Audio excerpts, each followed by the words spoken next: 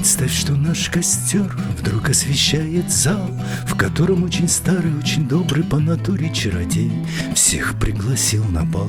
И каждый с этих пор себя считает самым-самым из счастливейших людей. И блики от костра дрожат на потолке, и миллионы искр доверчиво ложатся на плечо. Легко твоя рука лежит в моей руке, и ты чуть слышно шепчешь: я прошу тебя еще.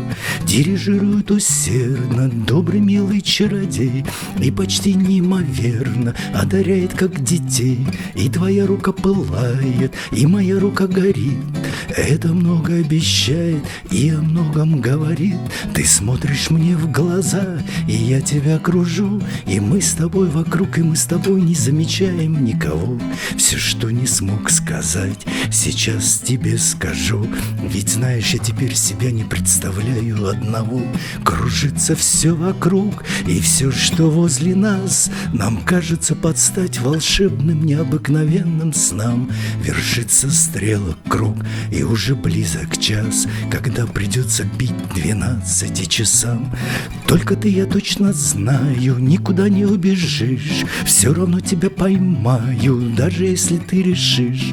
И резиновых два кеда, поизношенных слегка, превратятся напоследок в два хрустальных башмачка.